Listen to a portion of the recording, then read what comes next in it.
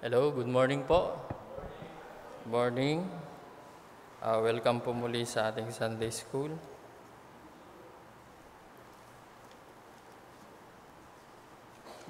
Before we proceed po sa ating lesson ngayon, ay meron lang po akong katanungan po sa inyo. Paano po malalaman na ang isang tao po ay Kristiyano? Paano po malalaman na isang tao po ay Kristiyano siya? Paano po malalaman na ang isang tao po ay saved? Maaaring sabihin natin, ay, Diyos lang nakakaalam. Pero alam po ba ninyo sa Bible po ay meron yung tinatawag po na fruits. You will know them by their fruits. Kung ano yung bunga, makikilala po. At sa Bible po, dinescribe po tayo bilang mga sanga. At si Kristo po ang puno at ang Diyos Ama ang siyang tagapangalaga o yung farmers. So bilang sanga, pag wala po yung puno, we are useless, we are nothing. And we cannot bear fruit, mga kapatid. At kung wala din si Kristo, of course, we don't have a life. We don't have salvation. At ganun din, kung wala ang Diyos, wala po tayong fruit o wala po tayong bunga as Christian. So we will going to continue po, mga kapatid, yung lesson po natin sa Galatians. Let's open our Bible. And last week, Brother Joven are able to discuss the 4 fruit of the Holy Spirit. Galatians chapter 5. And today, I don't know if we can able to finish the 5 remaining fruit of the Holy Spirit. So tayo mga lahat, mga kapatid. Basahin po natin Galatians chapter 5, verse 16 to verse 26. Here we can see that as Christian, we are commanded to walk in the Spirit and not in the flesh. So these two are different things and they are opposite to each other, mga kapatid. And verse 16, sabi po dito, "This I say then, walk in the Spirit, and ye shall not fulfill the lust of the flesh. For the flesh lusteth against the Spirit, and the Spirit against the flesh. And these are contrary the one to the other, so that ye cannot do the things that ye would. But if ye be led of the Spirit, ye are not under the law. Now the works of the flesh are manifest, which are these: adultery, fornication, uncleanness, lasciviousness, idolatry, witchcraft, hatred, variance, emulation, wrath, strife, seditions, heresies, envyings, murders, drunkenness, revilings, and such like, of the which I tell you before, as I have also told you in time past, that they which do such things shall not inherit the kingdom of God. But the fruit of the Spirit is love, joy, peace, long-suffering, gentleness, goodness, faith, meekness, temperance. Against that there is no law. And they that are Christ have crucified the flesh with the affection and lust. If we live in the Spirit, let us also walk in the Spirit. Let us not be desirous of vain glory, provoking one another and being one another." Tayo po yung manalangin. Mapagpalad, dakila naming Diyos, muli Panginoon, kami po ay nagpupuri at nagpapasalamat muli na nabasa muli ang iyong banal na kasulatan. Ito po ay nanggaling po sa inyo at sa ngayon po, Panginoon, ay ito po ay aming pag-aralan at pinag-aaralan sa mga nakaraan, mga taon, mga years, Panginoon, and months. And we just pray, Lord, na patuloy, O Lord, na basbasan po ang aming iglesia, na patuloy, O Lord, na lumawak ang aming pong kaalaman mula sa inyong salata.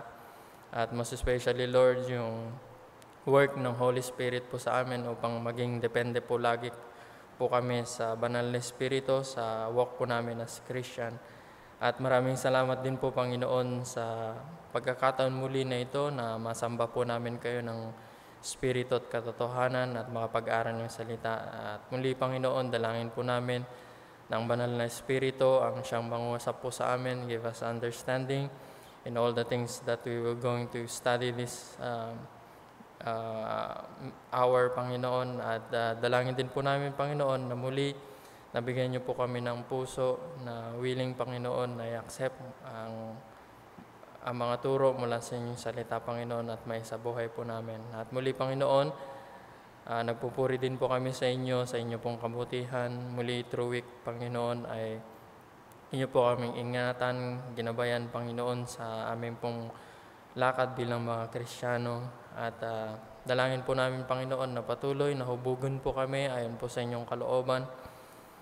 At patuloy, O Lord, na idirekta mo po kami kung ano man po, Panginoon, ang inyong nais po sa amin. At patawarin niyo rin po kami, Panginoon, sa mga pagkukulang po namin.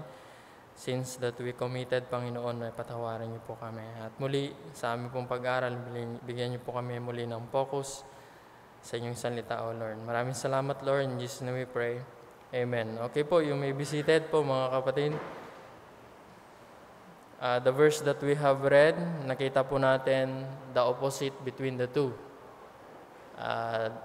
Christians who are walking in the Spirit and a person who is walking according to the flesh. At as Christian, mga kapatid, once we got saved, hindi po pwede natin sabihin na, o hindi natin pwedeng nasabihin na, Kristiyano naman ako, I just going to continue in my sin. Hindi po ganon. Once you become a Christian, just like God, He Himself, He hated sin, ganon din po tayo as Christian. We hate sin, and God wants us to be holy just like Him. So in past Sunday, mga kapatid, taught by Brother Reuben, we discussed about this fruit of the Holy Spirit na makikitaan po ang Kristiyano. Itong mga bagay po na ito ay, it is the provision and it was produced by the Holy Spirit once a person got saved. Last time, si Brother Reuben, he discussed about the fruit of the Spirit and he produces love. As Christian, dati, we just going to love kung ano yung our love before is a love that we can see in this earth is just conditional.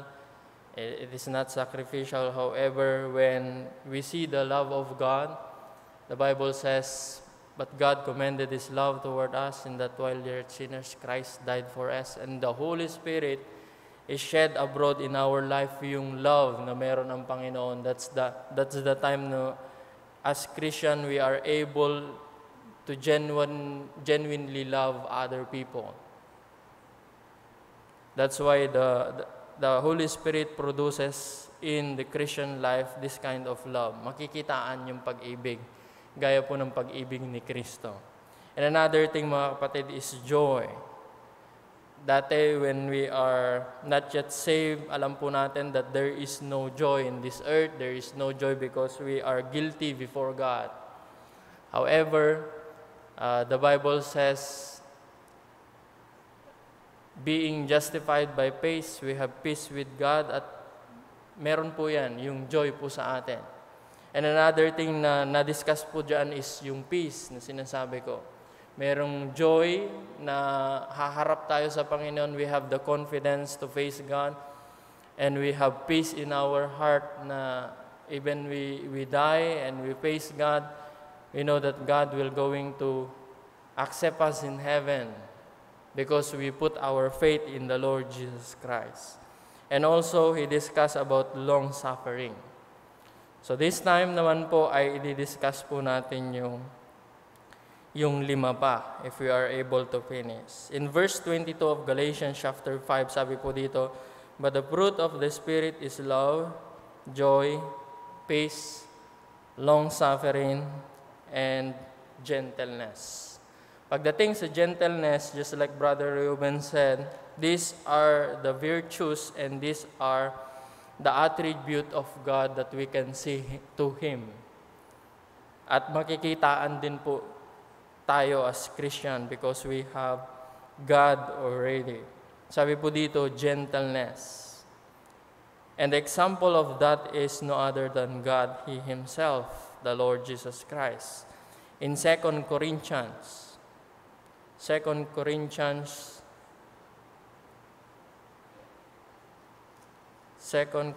chapter 10.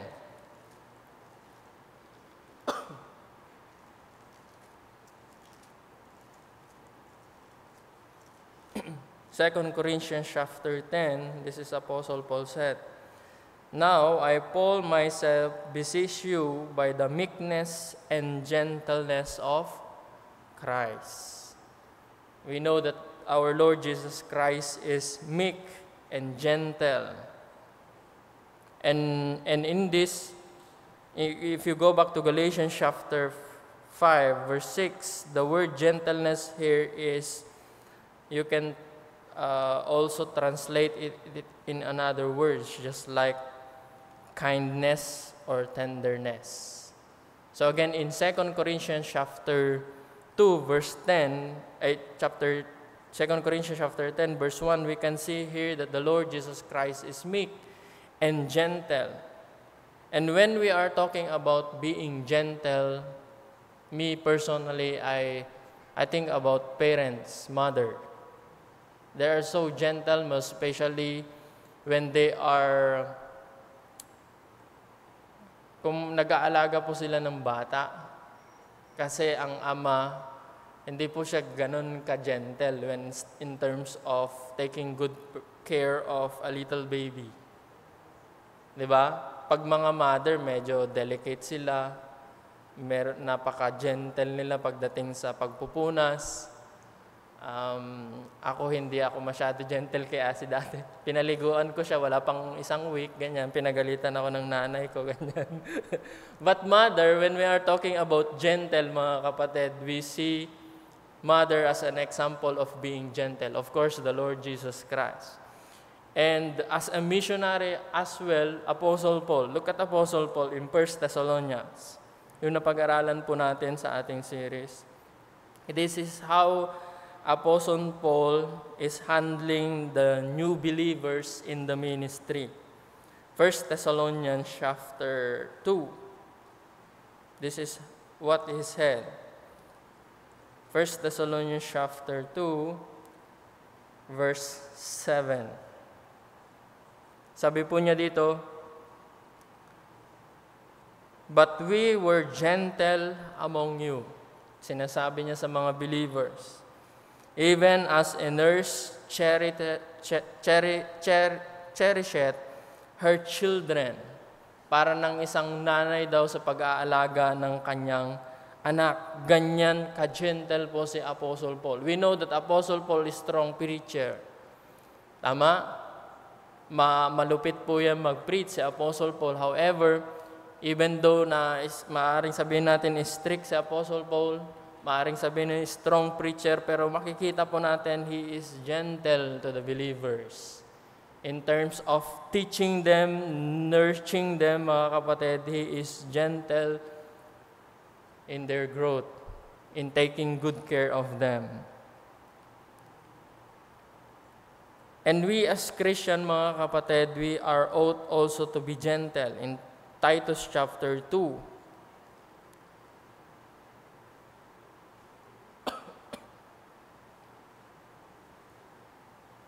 Titus chapter 3 rather.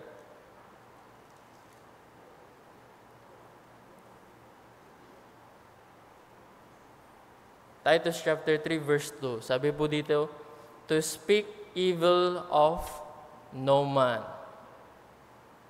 To be no blowers, but gentle, showing all meekness unto all men." Anong sakop po niya? Sa lahat. We must be gentle as Christian, mga kapatid, to other people. 2 Timothy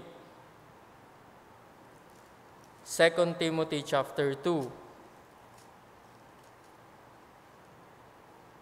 verse 24.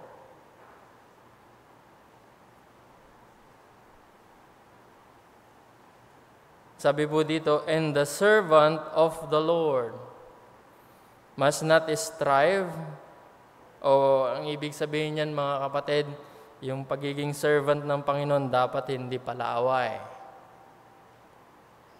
But sabi niya dito, but be gentle unto all men, and up to teach and patience. If there is a opposition, we as Christian is still be gentle to them. That is the command of God, mga kapatid. And here are some challenges to display God's gentleness in all our relationship, at 4 po na key ways po yan.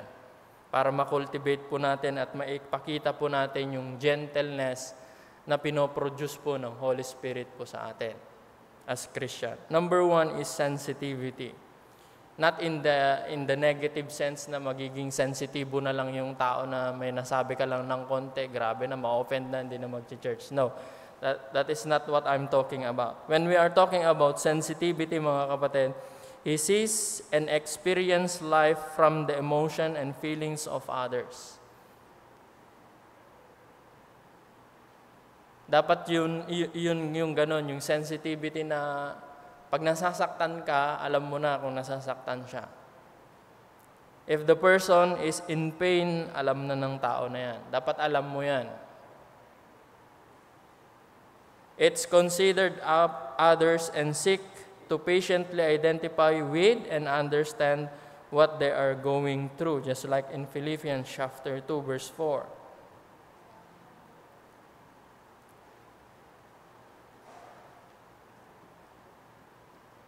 Just like in our church, pumapasok ang mga tao, hindi po natin alam kung anong nangyari sa kanila the whole week.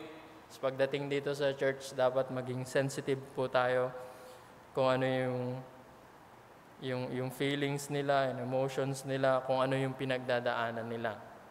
We need to consider all those things. In Philippians chapter 2, verse 4, sabi po dito, look not every man on his own things, hindi sa sarili lang, but every man also on the things of others.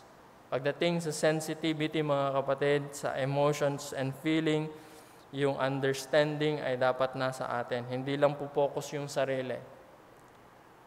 One time there is one person, sabi niya sa akin, Brad, hindi man lang ako na-message ng church or whatsoever kung ano nangyari sa atin. Sabi ko sa kanya, how about you, brother? Tinatanong mo rin ba yung ibang mga kapatiran if they are doing fine? Ano nangyari sa kanila? Sabi niya, no. But he demands, mga kapatid, message siya, pero siya mismo hindi siya nagme-message sa iba to encourage them. Sensitivity, and other one, mga kapatid, is sympathy. Feels what other feels and acknowledge those feelings. Kung minsan hindi po natin masyado ini-entertain yung mga yung parang wala po tayong pakialam sa isa't isa as church. Hindi po. Pag may mga sakit, that's why we have a group chat, isa-send natin doon. We need to pray for one another. Meron po tayong pakialam, kahit prayer man yan, at least meron tayong pakialam. That is how we shows the gentleness of God. If they are lonely, makisama po tayo sa kanila na maging lonely din. Katulad ng mga funeral service, we can go there and weep with them if we are to do so. Lament with them, encourage them through the Word of God. If they are rejoicing, there is a promotion sa trabaho, mag-rejoice din tayo sa kanila. Diba? Kung ano yung mga achievement ng mga believers na kasama po natin, we joy with them, and if there is a problem, mga kapatid, ay samahan po natin sila. Sabi po sa Romans chapter 12, Romans chapter 12, verse 15.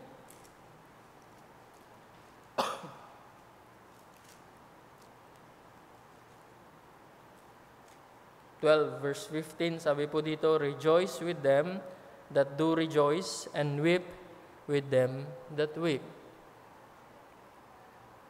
sensitivity, sympathy, and the third one is straightforwardness. Dapat direkta. Maaari nating sabihin, speak the truth. Yes, you can speak the truth, pero lagyan po natin ng love, mga kapatid. In Proverbs chapter 27,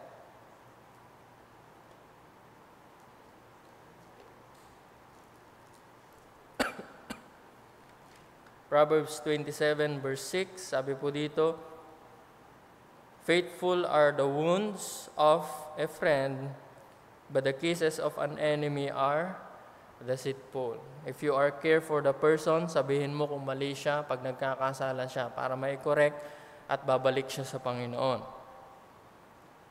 Another thing is spontaneity. It's a thoughtfulness in action, mga kapatid. It seeks to express gentleness and in small, excessive ways. It's always looking for some way to serve or give care. In Galatians, balik po tayo sa Galatians. Galatians chapter 6.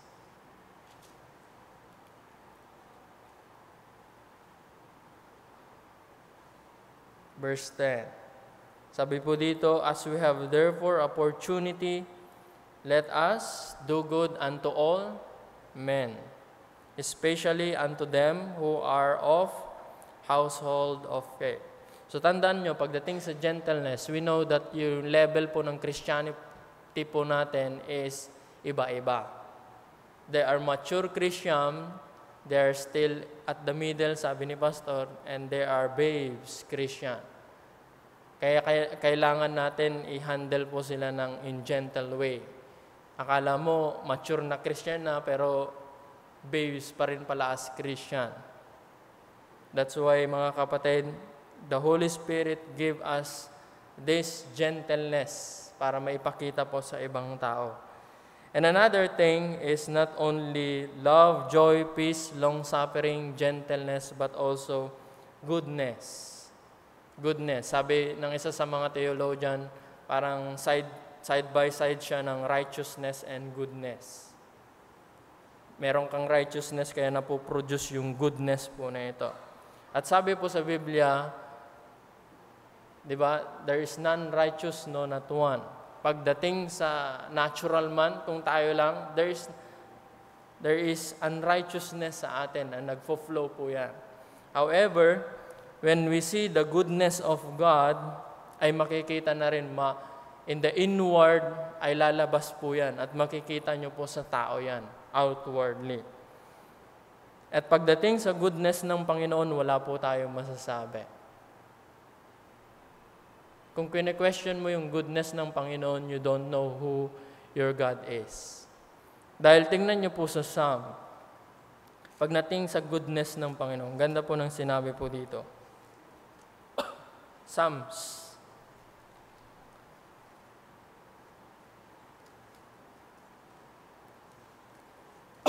Psalms 23. Minsan na memorize lang natin yung the Lord is my shepherd, I shall not want.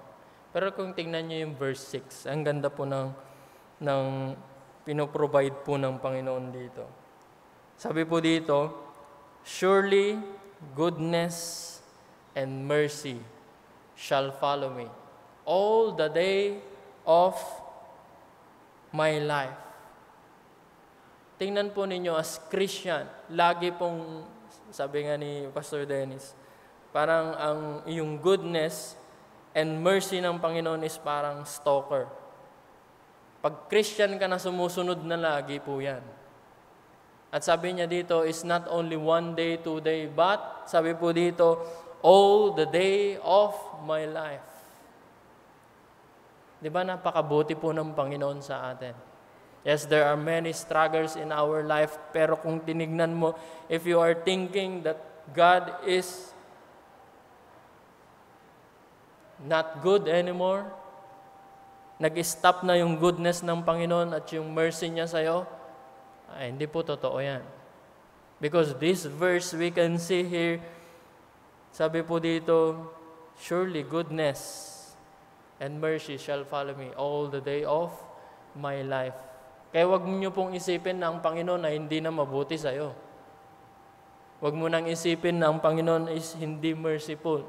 Panginoon, kawaan mo ako, be mercy upon me. Yung mercy ng Panginoon nandyan na po lagi.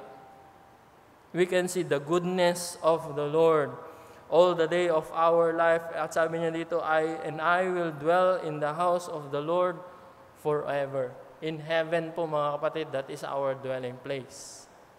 That will be our dwelling place. Again, do not question the goodness of life, because it was promised here that the goodness and mercy of God will follow us in the day of our life. And another thing is sa Psalms 27, verse 13. Sabi po dito, I have fainted unless I have believed to see the goodness of the Lord in the land of the living. Kaya napaka-imposible na hindi mabuti ang Panginoon sa mundo po natin as Christian. Napaka-imposible yan kung hindi ang Panginoon ay mabuti po mga kapatid. Pag kine-question mo na yung goodness ng Panginoon, better see your Bible and look those characteristic and attribute of God. And one of the attribute of God is goodness. Napakabuti po ng Panginoon. Now, in our relationship as Christian, there is no such thing as perfect relationship. There are some na talagang, yung mababad trip ka, o yung word na banas, hindi ko alam kung ano ibig sabihin, pero meron yung idea po doon na mababad trip ka, di ba? Sa iyong partner, kung minsan, there will be a problem sa relationship, your friends, your family, and so other things. Pero again, the Holy Spirit, binigay po niya ito yung sa atin as Christian. Yung goodness po sa atin, that it is being produced by the Holy Spirit. And that is the attribute of God na binigay niya po sa atin. Balik po tayo sa Ephesians chapter 5. Galatians and Ephesians chapter 5. Napag-aralan po natin last time. Sabi po dito, in verse 8, For we were sometimes darkness, but now are ye light in the Lord, walk as children of light. Nasa Diyos na tayo na po ay ligtas, dapat po tayo po ay lumakad sa Panginoon as His children. Sabi po dito in verse 9, For the fruit of the Spirit in all goodness and righteousness and truth. And verse 10, proving what is acceptable unto the Lord. Yung fruit ng banal na Espiritu is in all goodness and righteousness and in all truth po mga kapatid. So as a Spirit-filled Christian, naturally desire to do good for others. Yan po yung dapat na makita sa Christian. Being good is what you are on the inside, and doing good, kasi righteous in the inside because of the righteousness na binigay ng Panginoon, and doing good is what people see on the inside. Hindi lang righteous ka sa Panginoon because of the Lord Jesus Christ. By His grace and through faith in the Lord Jesus Christ, meron kang righteousness. Tama ka sa Panginoon. Matuwid ka sa Panginoon. Pero yung righteousness na yan, lumalabas din po mga kapatid. To be right sa others po na nakakakita. In Galatians chapter 6, Galatians chapter 6, verse 10. Yun binasa po natin kanina. Sabi niyo, As we have therefore opportunity, let us do good unto all men. Ano pong sakop niya? Sabi niya sa lahat. Kasi meron siyang sinabi dito, especially unto them who are of the household of faith. So ang sakop niya sa lahat, save or unsaved. But your priority to do good is the house of full faith pagdating sa mga kapatiran. Dapat makitaan. Hindi yung pwedeng nakikita na yung goodness sa'yo ng iyong mga kapatiran, pero pagdating sa bahay, ang nakikita is evil things. Pagdating sa work, ang nakikita is evil things. No? Pagdating sa church lang, tsaka good things lang. Good things. Pero pagdating sa ibang aspeto, places, and times, hindi na nakikita yung goodness. Pero sabi po dito mga kapatid, as we have therefore opportunity, let us do good unto all men, especially to the household of faith. And another thing is 1 Thessalonians chapter 5.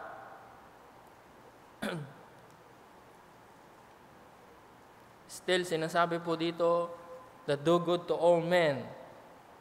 1 Thessalonians chapter 5, verse 15. Sabi po dito, see that none render evil forever unto any man. Pag ginawan ka ng masama, wag mong gagawan din po ng masama. Pagkos sinabi niya dito, but ever follow that which is good, both among yourself and to all men. But ever follow or always seek that which is good, both among yourself and to all men. Again, sinasabi po dito, let us do good unto all people. Let us do good to others, kapatiran, at let us do good to other people as well, mga kapatid. Now, in the early church, mga kapatid, Christians are facing what we call persecution. Tama? They're facing a lot of persecution. There's a lot of slandering words or about criticism. But again, itong mga Kristiyano po dito, they did not retaliate.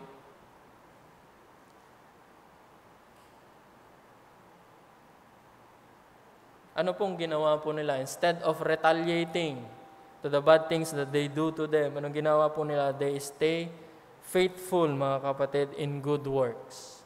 Nanatili po sila na gumagawa pa rin ng mabuti kahit hindi na maganda yung ginagawa sa kanila, it's still they're showing their goodness to other people.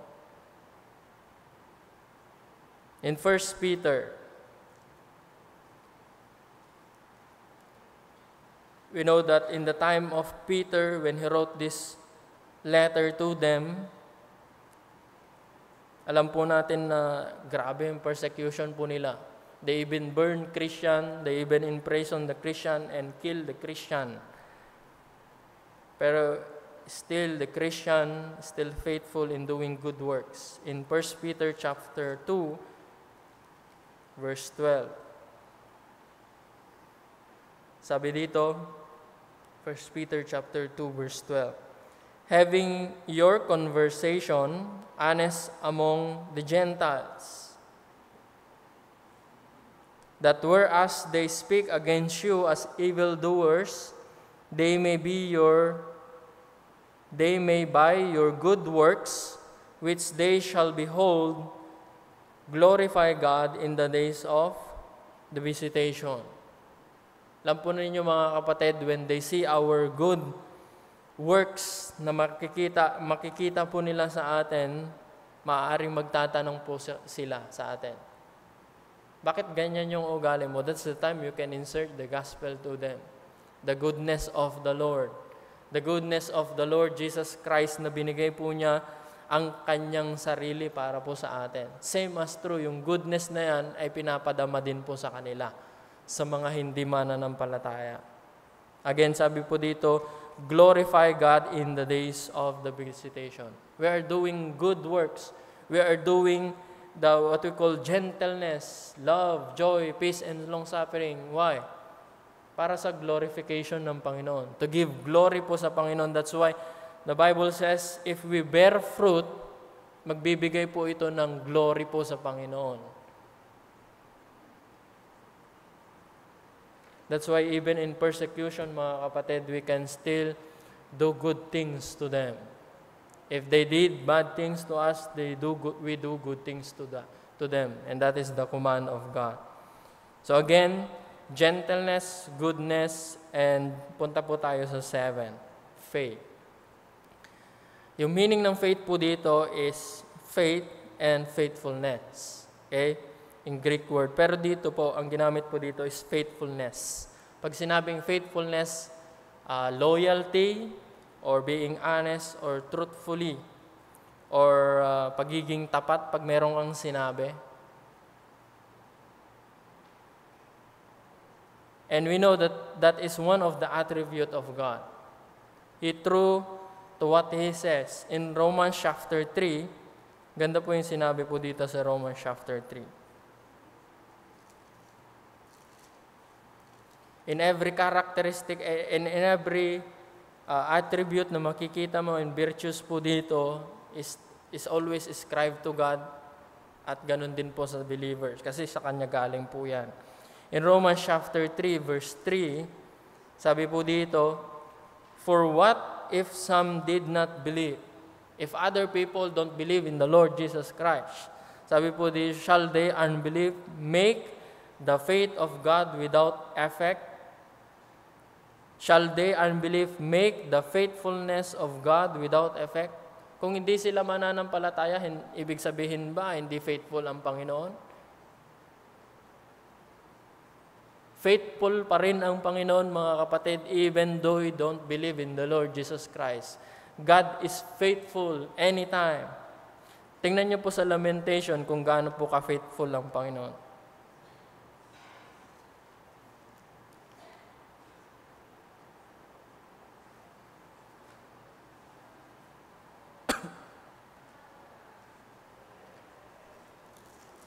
Isaiah, Jeremiah, Lamentation.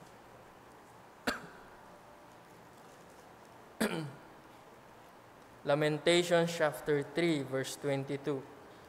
Sabi po dito, it is of the Lord's mercies that we are not consumed. Kasi kung hindi merciful ang Panginoon, lahat tayo, punta po tayong impyerno. If God is not loving, and if God is not merciful, mga kapatid, or gracious, we will be consumed, all of us, in hell. But we praise God, it is of the Lord's mercies that we are not consumed, because His compassions fail not.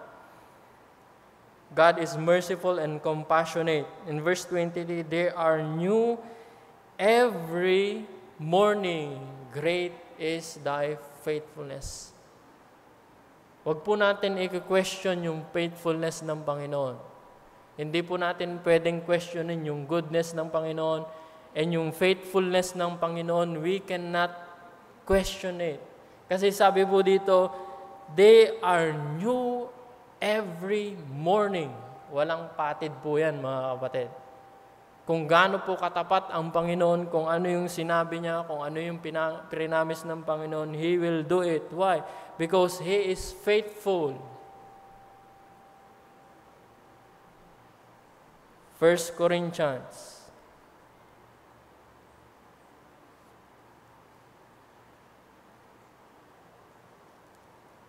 First Corinthians chapter 1, verse 9. Sabi po dito, God is faithful, by whom you were called unto the fellowship of His Son, Jesus Christ our Lord. Again, the Lord God, it says here, God is faithful. Sabi nga ng kanta, di ba? Great is thy faithfulness. Great is thy faithfulness. Napakatapat po sa atin po ng Panginoon, mga kapatid. God is so faithful, mga kapatid. Even in chapter 10, verse 13, sarap tignan po yung kung gaano po ka-faithful ng Panginoon. 10, verse 13. Sabi po dito, there hath no temptation taken you but such as in common to man. But God is faithful, who will not suffer you to be tempted above that ye are able. Kung merong temptation, hindi ine-exceed ng Panginoon sa hindi po natin makakayanan. Napakatapat ng Panginoon yan. Hindi po tayo binibigyan ng sabi po dito, yung suffering or temptation that above beyond our strength or our capacity. At sabi po niya dito, but with but will with the temptation also make a way to escape, that ye may be able to bear it. Binibigyan po tayo ng Panginoon. Because of His faithfulness, binibigyan po tayo ng Panginoon to have this power to bear this problem or temptation na meron po tayo as Christian.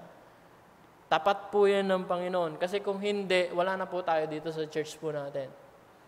Because there's a lot of temptation of Satan, he himself, temptation sa paligid na nasa kikita natin, sarili po natin, without the faithfulness of God, we are nothing po mga kapatid. We are not even here in our church without the faithfulness of God.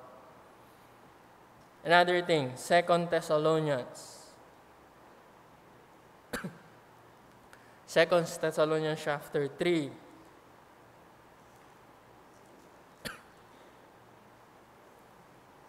Verse 3. Sabi po dito, but the Lord is faithful, who shall establish you and keep you from evil. Again, nandyan pa rin yung faithfulness ng Panginoon, protection po ng Panginoon po sa atin as Christian. Now, we cannot question the faithfulness of God based on the scripture, di ba? It's new every morning. Nandyan yung faithfulness ng Panginoon. Nandyan yung mercy, yung grace and love ng Panginoon po sa atin. We never question the faithfulness of God. But look at our faithfulness, mga kapatid. Tingnan po natin yung faithfulness po natin as Christian. We are unfaithful. Di po ba? Pagdating sa pagpunta sa church, o minsan merong umaga, walang hapon. Minsan nandyan, wala nga sa prayer meeting. Kung minsan hindi nagbabasa ng Bible, hindi nakikinig ng salita ng Panginoon. There is no faithfulness kung sarili lang po natin, mga kapatid. That's why we rely on the faithfulness of God.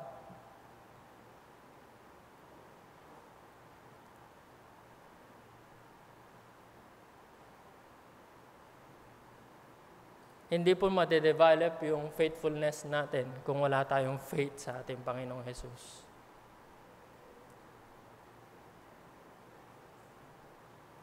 Kung paano mag-grow yung faith po natin, mga kapatid? Pagbabasa ng Bible, we are not faithful. In hearing the Word of God, the preaching of God's Word, in this pulpit, lumilipad na yung mga isip natin. You know, it's very important, mga kapatid, to read the Word of God, to listen to it. Bakit? Kasi sabi po ng salita ng Panginoon is, faith cometh by hearing, and hearing the Word of God.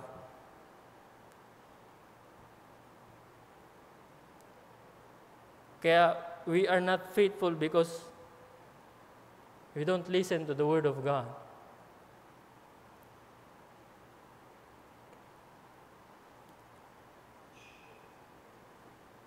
Faith and faithfulness, magkasama po yan. Dalawa lagi. Without faith, there is no faithfulness. Tingnan po ninyo yung faith promise po natin. Next month will be our mission month. Do you have faith in the Lord Jesus Christ? Are you growing in your faith? Now, you must be faithful what you promise. It is between you and God. Nung nagkaroon po tayo ng collection, mga kapatid, ikaw naman ang nagsulat doon, di po ba? The church, the officers just gathered all those information and they just total it. Pero po nangyari, there is no faithfulness. Bakit? Again, babalik ka ulit sa faith mo sa Panginoon. We never question the faithfulness of God. Question po natin yung faithfulness po natin and our faith in the Lord. Does He provide what we need? Again, the Bible says, the goodness of the Lord is every day. His mercy, His compassion, His faithfulness, nandyan po lagi sa atin as Christian. So as Christian, mga kapatid, makitaan po tayo ng faithfulness. What we promise on the Lord this coming month, kung ano ipapromise po natin sa Panginoon, we must be faithful what we promise. Ingat po tayo kung anong sasabihin, ipapangako po natin sa Panginoon.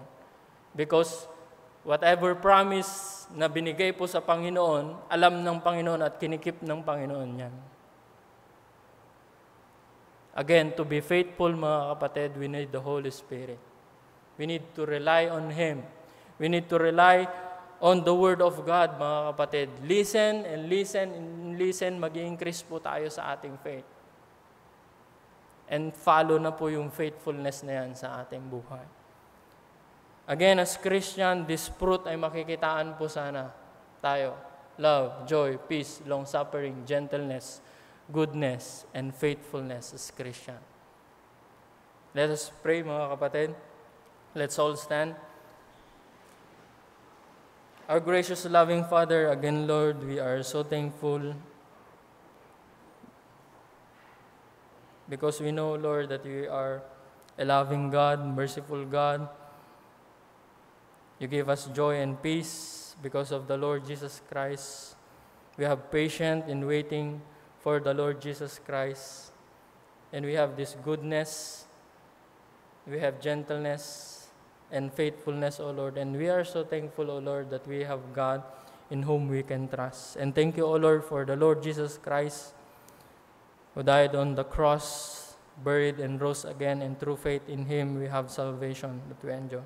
Help us, O Lord, once again, through week na darating, tulungan niyo po, Panginoon, ang iyong mga anak na makita po ito sa aming buhay as Christian, whether at church or whether at work, at home, and wherever we are, Panginoon, makitaan po kami the fruit of the Holy Spirit in our life. Thank you, Lord. In Jesus' name we pray.